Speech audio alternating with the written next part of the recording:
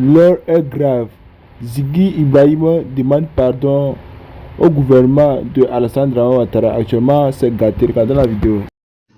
Enfin, j'apprends que l'enfant guerrier, Ziggy, demande pardon au Conseil constitutionnel et à l'État de Côte d'Ivoire. C'est lui l'enfant guerrier qui gonfle sa poitrine, qui séjoue les Django. La leçon est comprise? Le son est bon? J'avais prévenu et disais aux petits, calmez-vous. Papa Ado, ce n'est pas votre camarade.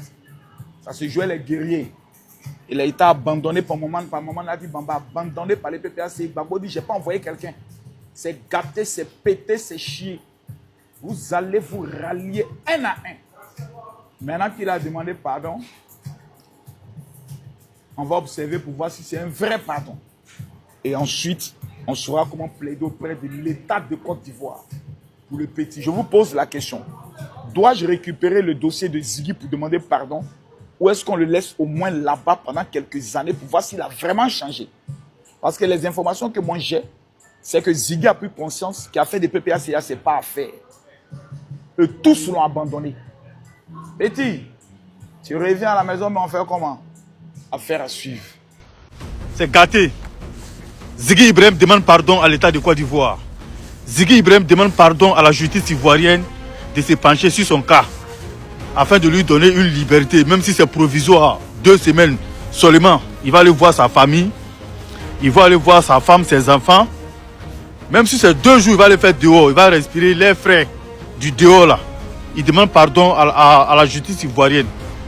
Vous voyez, Ziggy s'est vu abandonné jusqu'au point où il est obligé lui-même de demander pardon. Il est obligé de se soumettre maintenant. Parce qu'il sait que son devant derrière là, c'est Nyomi. C'est grillé, il n'y a plus de position. Personne ne l'aide. Même pour manger là-bas, là, il y a un problème. Ils ont lancé cagnotte pour pouvoir aider Ziggy là-bas. Ils n'ont pas eu plus de 500 €. Je vous dis plus de 500 €, ils n'ont pas eu ça pour pouvoir aider Ziggy en prison. Ziggy a vu qu'il a été abandonné par ceux-là même qui l'ont blagué, qui l'ont poussé à bout. Donc voilà ça. À 1 mois de son arrestation, moi j'ai dit à Ziggy, Ziggy, il ne faut pas faire comme nous qui sommes en Europe ici. Comme vous, vos partisans, la plupart qui sont en Europe ici, qui vous appellent à la haine, à la déstabilisation, hein, à l'insurrection là. Ils sont tous protégés ici. Donc quel que soit X là, il ne peut pas se retrouver en prison là-bas. Mais toi, tu es sur place là. Fais très attention. Il ne faut pas nous voir crier sur la toile. Tu as dit, tu vas faire comme nous, hein. Non, hein, on n'est pas pareil. Ziggy a dit, oh, Crimolaise, j'ai géré la situation, tu connais. Bon, on a rigolé et tout. Mais moi, je savais qu'il y a quelque chose qui le guettait. Parce qu'on est arrivé à un moment où l'État de Côte d'Ivoire devait prendre ses mesures, ses précautions. Parce que Alassane Ouattara veillait sur son pouvoir. Alassane Ouattara veillait sur le pays. Voilà. C'est un peu comme quand l'aigle décide de venir rendre visite à une poule. Vous voyez de la manière dont la poule là, elle veille sur ses poussins, non? C'est comme ça qu'Alassane Ouattara veillait sur la Côte d'Ivoire et sur son pouvoir. Voilà ça, Ziggy a été délaissé aujourd'hui. Abandonné comme un orphelin sans père, sans mère. Personne, je vous dis. Alors qu'il s'est battu comme un âme pour Babou Laurent et Nadi Bamba. Même pour aller rendre visite à Ziggy, aujourd'hui Nadi Bamba n'a pas qu'à. Nadi Bamba a abandonné Ziggy. Elle ne va même pas lui rendre visite. Vous voyez comment ça se passe? Vous voyez comment la politique là, vous voyez? Donc quand on vous parle là, écoutez. Quand on vous parle, écoutez. C'est vrai, la politique c'est déjà terminé. Voilà. Alassane Ouattara est déjà au pouvoir, tout est déjà carré, tranquille. Mais quand même, Ziggy devait nous écouter. Vous voyez? PPAC, pourquoi vous êtes méchant comme ça? Pourquoi vous êtes méchant? Vous êtes sorcier comme ça? Pourquoi? L'enfant vous a fait quoi? Ziggy était plein d'avenir. Il était bien frais, il travaillait, il se démerdait, il s'en sortait dans la vie. Vous l'avez poussé à vous suivre, à rentrer dans la politique. Alors que l'enfant ne faisait pas la politique. C'est mon gars, je le connais, il n'aime même pas la politique. Vous l'avez blagué. Guerrier. Voilà ça maintenant. Ils l'ont blagué, ils l'ont poussé à monter sur l'arbre. Dès qu'il est monté, ils ont coupé le tronc de l'arbre là. Voilà ça Ziggy. Il est malheureux. On dit quand tu vois Ziggy aujourd'hui, il a eu toute sa bouche est devenue Dagbé. Il a eu toute sa bouche est devenue Dagbé. Il a eu de la Dagbé partout. Il est devenu bizarre en prison là-bas. On dirait qu'il ne mange pas. Même pour. Il a dit, c'est un Seigneur. Non. Dieu va pas vous laisser, hein, vous les gens de PPACI là. Dieu va pas vous laisser, hein. Dieu va même pas vous laisser même. Aujourd'hui, Ziggy est malheureux. Il peut rien. C'est-à-dire qu'il est obligé de demander pardon. De mendier même là, sa liberté. Parce que ça s'appelle de la mendicité. Il mendie sa liberté. Il mendie sa liberté. Mais avec tous ces chefs d'accusation qui sont contre lui là, est-ce qu'ils vont le libérer? Hein? Complot contre l'autorité de l'État. Appel à l'insurrection, à la déstabilisation du pays. Hein? Brûler les biens de l'État, les biens privés, biens publics. Tous ces chefs d'accusation sont contre lui. Hein? Organisation, terrorisme ou bien quoi là. Il y a trop de chefs d'accusation contre lui. Ils ne vont pas le libérer. Parce que si l'État de Côte d'Ivoire libère Ziggy là, c'est comme si ils auraient donné l'occasion à d'autres personnes d'autres jeunes de mobiliser les gens pour faire un coup d'État. Ou bien d'aller s'associer aux ennemis au pays de l'AES pour faire un coup d'État à la Côte d'Ivoire. C'est ça. Donc il serait jugé selon la justice. Parce qu'il a déjà été condamné, on connaît déjà ses chefs d'accusation. Donc on ne peut pas le libérer comme ça. Parce que si c'est des gars qui ont des délits mineurs, comme on le dit, des faits qui ne sont pas graves, on peut dire qu'on demande pardon, même grâce présidentielle là. On aurait dû le laisser. Mais pourquoi on n'a pas libéré? Alassane Ouattara a donné grâce présidentielle. Pourquoi il ne l'a pas libéré? Pourquoi il ne l'a pas libéré? Parce que ce qu'il a fait là, c'est grave, c'est dangereux. Voilà pourquoi ils l'ont maintenu là-bas. C'est grave, ils ne vont pas le laisser. Oh, vous avez gâté l'avenir de Petit là, hein. Vous avez gâté son avenir même. Non, moi, je suis énervé. Hein. Quand je vois les jeunes comme moi, frère, qui au lieu de se concentrer sur leur avenir, au lieu de concentrer... On vous a dit de ne jamais suivre quelqu'un qui perd toujours. Gbagbo Loro a toujours perdu ce combat. Vous savez très bien qu'il va perdre. Mais vous avez décidé de le suivre. Mais oui, vous l'avez suivi. Mais faites ça bien. Voilà ça maintenant. Yako Petit. Le mot d'ordre. Bien le bonjour, chers tous. Voilà, ce matin, je prends la parole pour évoquer la situation du mot d'ordre. Oui, le jeune Ziggy, il a donné le mot d'ordre. Et c'est ce mot-là qu'il faut suivre. Il faut suivre le mot d'ordre que Ziggy a donné. Il demande à tous les Ivoiriens, à tous les patriotes, à tous les démocrates, à tous les souverainistes, de se vêtir du maillot de la Côte d'Ivoire. Attendez, j'en ai un.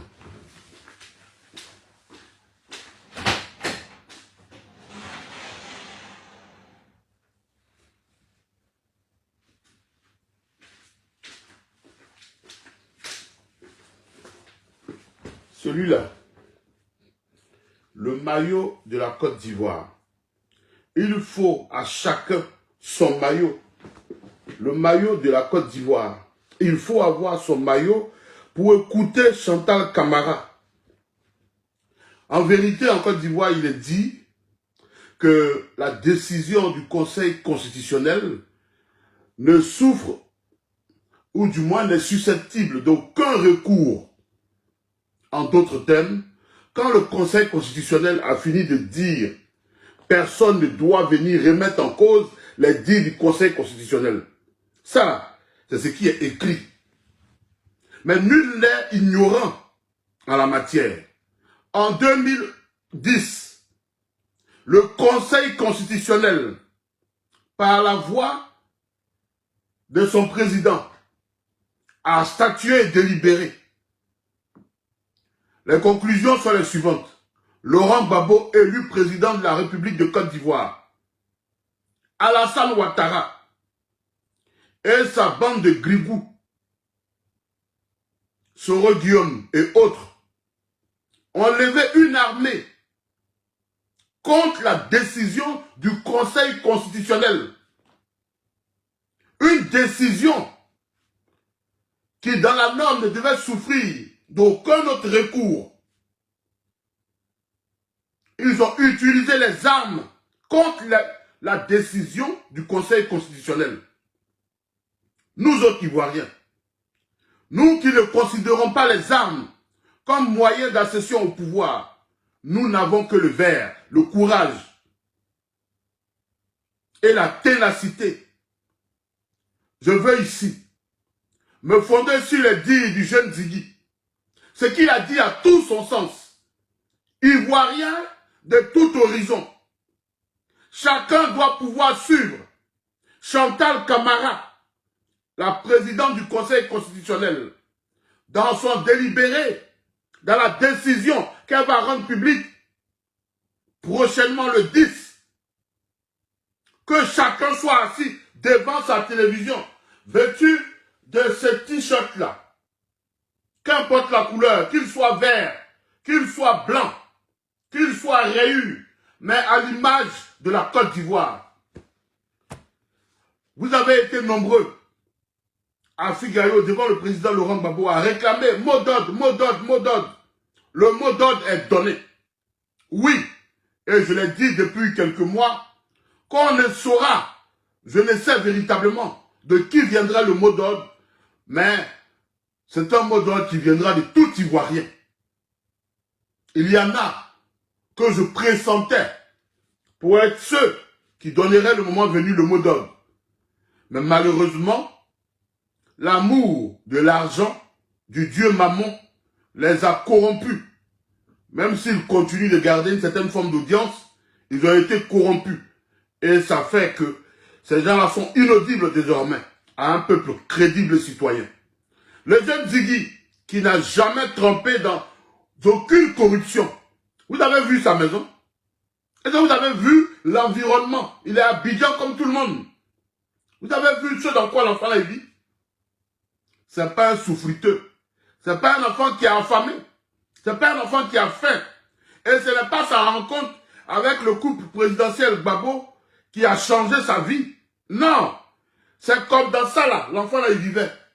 Épris de jalousie et de haine. Ceux qui ont été envoyés, l'appréhender, l'arrêter, l'ont brutalisé. Non sans s'arrêter là, ils ont pillé sa maison, emportant argent et biens au prix auquel est vendu les téléviseurs en Côte d'Ivoire aujourd'hui. Comment on peut aller perquisitionner, même pas une perquisition, arrêter quelqu'un et profiter pour piller ses biens, voler. C'est en cela que je dis aujourd'hui, le petit Mossi doit rentrer chez lui. Alassane Ouattara, le petit Mossi, doit rentrer chez lui. Et Ziggy, qui lui-même a un père Mossi, il vient faire l'appel pour que chaque Mossi se retrouve dans son couloir. Parce qu'à la différence de Ouattara, Ziggy, sa mère est ouais. Belle transition. Sa mère est ouais. Elle est de Kubli. C'est pour cela que j'appelle Ziggy mon neveu. Sa mère est ouais. Elle est fille de Yopougon, Sikoji comme moi. C'est pour ça que j'appelle Ziggy mon neveu. Mais ce qui est plus intéressant, ce n'est pas qu'elle soit de Sikoji. C'est qu'elle est ouais. Et j'ai vu dans son regard, j'ai vu dans sa posture, j'ai vu dans sa tenue, cette dignité, cette fibre ouais. Elle n'est pas arrivée abasourdie. Elle n'est pas arrivée apeurée. Est-ce que vous avez vu verser une larme dans la vidéo? Elle s'est contenue. Elle s'est retenue. Ça s'appelle avoir de la grandeur. C'est une femme haute d'esprit. Tout le monde parle. Mais j'ai regardé cette femme-là. Et j'ai vu la ténacité de nos mères. J'ai vu la différence des peuples. La force qu'il y a dans le peuple ouais. 15 ans n'ont pas suffi pour soumettre ce peuple-là. Il y en a encore. Et ils sont nombreux. Oh Dieu, je le sais. Être vaillant. Elle n'est pas arrivée là à dire, oui, l'enfant là, je lui ai parlé, il n'a pas écouté. Oui, il n'écoutait pas mes conseils. Jamais elle l'a dit. Elle vous a simplement dit une chose. Vous avez procédé à l'arrestation de son enfant, mais elle craint fort que vous l'ayez fait dans les règles applicables aux citoyens. Elle a décrit et décrié la petitesse des sans-chaussures mal chaussées que vous avez envoyées appréhender son enfant. Elle a mis en lumière en disant, j'ai des vidéos, j'ai des photos, il y avait une caméra pour montrer combien la gouvernance de Ouattara est dénuée d'humanité. Et qu'en vérité, Ouattara, il est humaniste. J'emploie le mot, parce que chaque mot a son sens. Ouattara n'a pas d'humanité. Il est humaniste. Humaniste. Elle a démontré à suffisance. Elle a explicité comment des gens sans raison et valeur ont pénétré la maison de son fils, l'ont brutalisé, molesté. Sans s'arrêter à cela, ont procédé au pillage des ressources de son enfant. Ils lui ont piqué de l'argent. C'est vrai, j'ai entendu dans une démarche de contorsion qui se voudrait défendresse de Ouattara et de sa clique, là, un certain Makosso Camille dit et se raconter dans un larmoiement sans sens. Oui, vous avez vu où, quand la police fait qu'il arrête quelqu'un, ils prennent son argent, ils mettent sous scellé. Ce n'est pas ça. Si on va faire une perquisition chez quelqu'un, en ce moment, on peut procéder à une mise sous scellé des objets de valeur, et même ceux qui n'ont pas de valeur qu'on prend, pour nécessité d'enquête. Mais là, la matière, le jeune homme est arrêté pour des raisons simplement politiques, purement politiques. C'est une envie de le vouloir taire.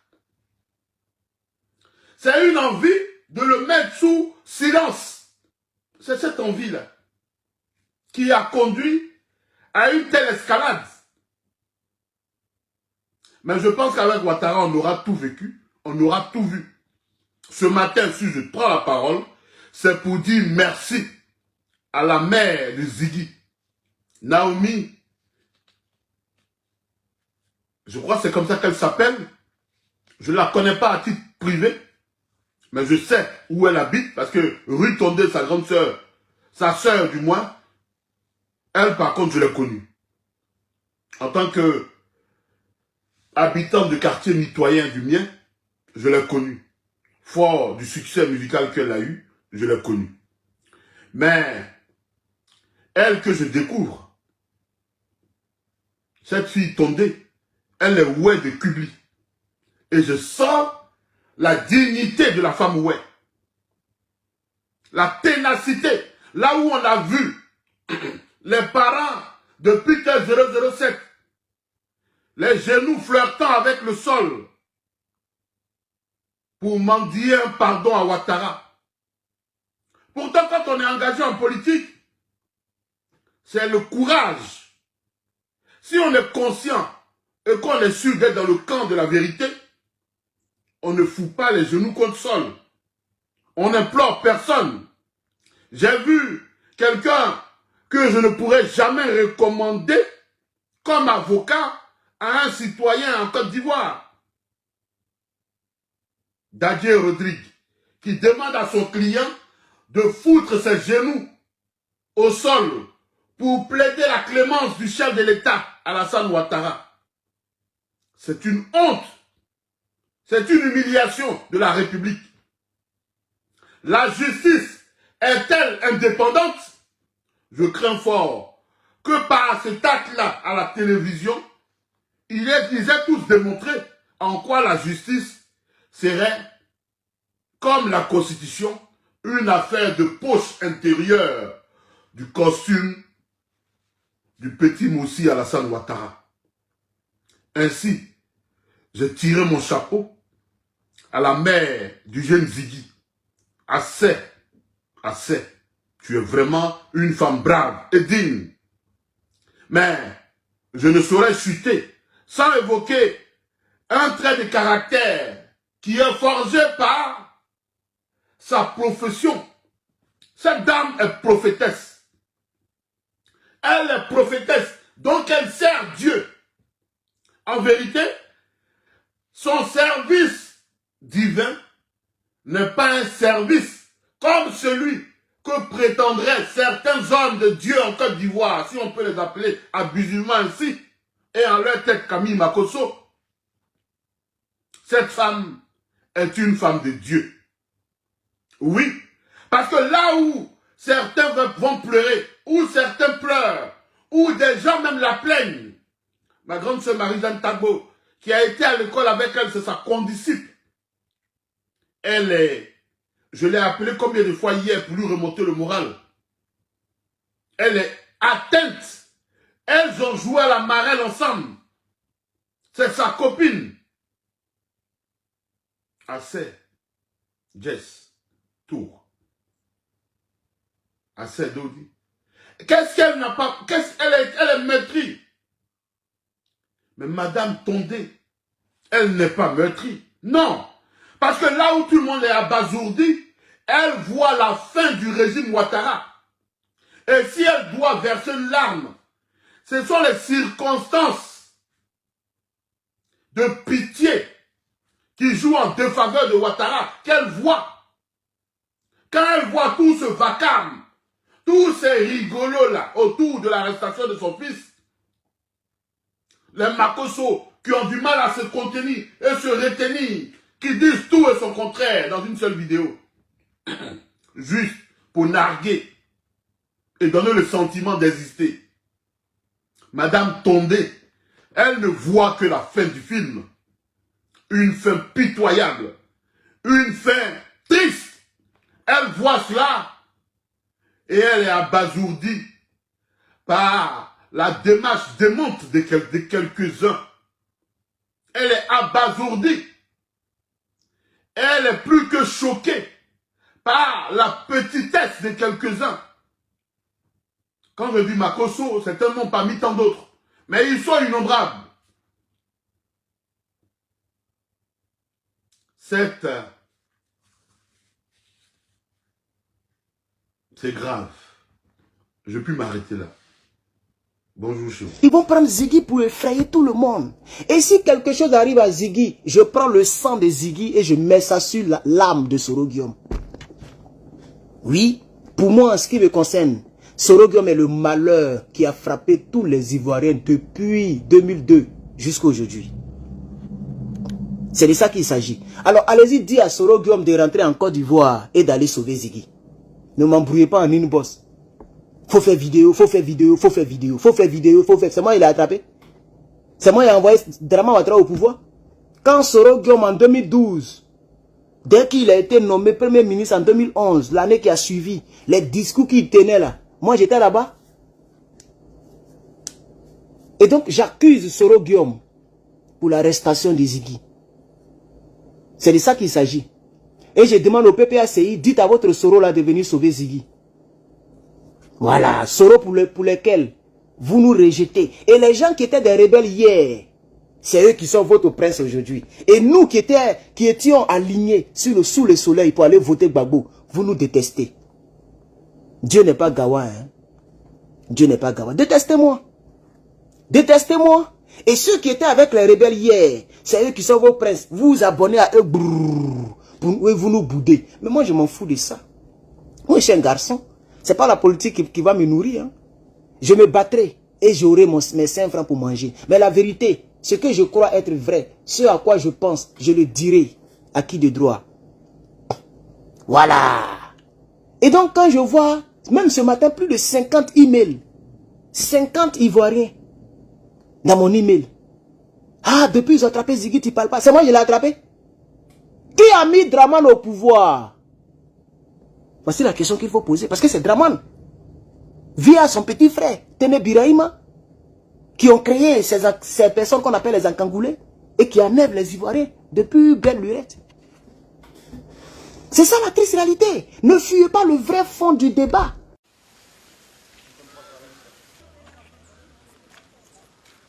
Nous avons fait le tour, nous avons constaté que il y avait une intense activité militaire hein, dans cette résidence. Il n'y a qu'à voir les grenades encore qui jalonnent hein, un peu tous les chemins qu'on a pu prendre. Nous avons pu noter, n'est-ce pas, que la violence des combats qu'il y a eu. Et on continue de s'interroger, de savoir comment quelqu'un peut-il s'enfermer dans une telle résidence avec ses petits-enfants, ses enfants, etc., les mettant du coup en danger. Il faut que les uns et les autres sachent que de toute façon, le monde a changé. Nous sommes en 2011. On ne peut plus gouverner nos pays comme on le faisait en 1960, en 1930, et que maintenant est rentrée dans les mœurs des peuples du monde entier la démocratie. Financé. J'étais mon patron. Vous êtes venu comme ça, vous Non, avez ne levé une armée. Ne croyez pas. Vous savez bien que les gens se posent la question de savoir qui finançait ces forces nouvelles. Alors je vous ai en face, qui vous finançait? Bien sûr, si vous avez suivi mon cursus, vous savez bien, monsieur Alain, que je ne suis pas un homme à se laisser manipuler. J'ai été secrétaire général de la FECI, le même Alassane Dramane Ouattara. C'était l'un des mouvements les plus puissants en Côte d'Ivoire. En Côte d'Ivoire, j'ai été secrétaire général de la FECI, le même Alassane Ouattara était Premier ministre. Et nous lui disions, quand nous étions étudiants, nos vérités. Donc, je dis et je répète. Oui, mais est-ce que le Nord ne s'est pas retrouvé un peu plus tard pour pouvoir mettre fin à cette ivoirité dont vous parlez? Non, non. Évidemment, il est... La région du Nord. Non, je veux dire qu'il est clair que quand l'ivoirité est apparue et que M. Alassane Dramane Ouattara a été visé, a été la cible, forcément, sa région d'origine s'est sentie solidaire de ce fils qu'on voulait à tout prix excommunier, n'est-ce pas, de la Côte d'Ivoire. Donc, mais ceci dit, ce n'est pas un fondement idéologique ou politique. Ce que je suis en train de dire, moi, mon combat que j'ai mené en Côte d'Ivoire, c'est un combat pour l'état de droit, la démocratie. Je ne pouvais pas soutenir, comment on appelle, qu'on spolie des citoyens de leur nationalité. C'est très clair. Et donc il vous a financé pour cette campagne de 2002 ou pas? 2002. Quelle campagne? Il n'y avait pas de campagne électorale en 2002. Je parle de campagne militaire. Cette rébellion, qui l'a financée? Je ne crois pas que ce soit de la nature de M. Alassane Dramane Ouattara hein, de financer des rébellions. Il avait un parti politique, c'est un homme politique. Le RDR. Voilà, le RDR. Donc, il avait plus à financer son parti que de financer une campagne militaire. Vous aviez plus à gagner en restant avec Laurent Gbagbo.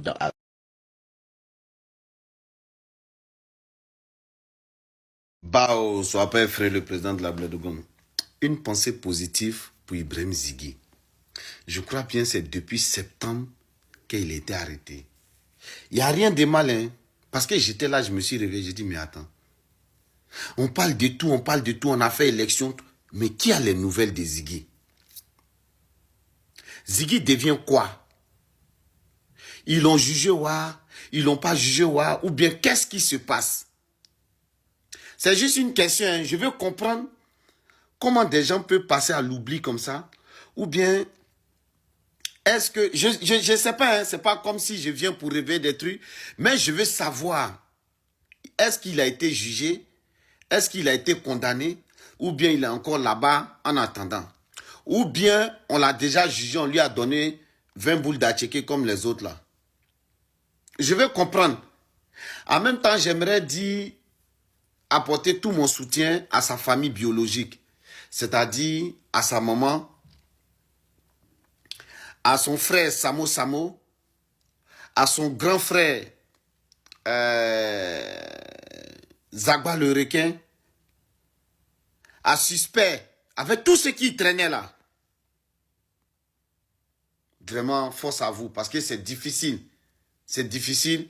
Et moi, à la fin, j'aimerais demander aux autorités ivoiriennes, s'il vous plaît, si vous ne l'avez pas encore jugé, jugez-le pour qu'on sache quelque chose. Et dans votre jugement là, s'il vous plaît, soyez clément. On vous demande pardon. Pardon. Monsieur le procureur, Monsieur le président Alassane Draman Ouattara, Monsieur le ministre de la Défense, on vous demande pardon. On a fini d'organiser les élections, on a fini de voter, le président Alassane Draman Ouattara a été reconduit encore. J'espère que en décembre là, ou en janvier, la grâce présidentielle là, notre frère là sera libre. J'aimerais que vous mettiez des cœurs pour tous ceux qui ont une pensée positive pour Ibrahim Zighi. Vraiment, beaucoup de prières pour ce petit frère-là, que nous aimons tous, que nous avons écouté un jour et qui nous a fait comprendre certaines choses. Pas de façon négative, mais surtout de façon positive. Et un gros coup de courage. Ça dit un gros bisou à sa maman. Que Dieu vraiment te fortifie, maman. Que Dieu vraiment te fortifie. Parce que si on parle de sentir, c'est que toi tu sens là, nous on ne sent pas. Parce qu'il vient de toi. Que Dieu vraiment te donne la force jusqu'à ce que nos frères soient libres. Très bientôt. Zighi, sache que nous, même si on ne peut pas t'aider financièrement, on pense en toi. Tu es dans nos mémoires, tu es dans notre cœur. On est ensemble. Patriote 2.0, comme tu le disais.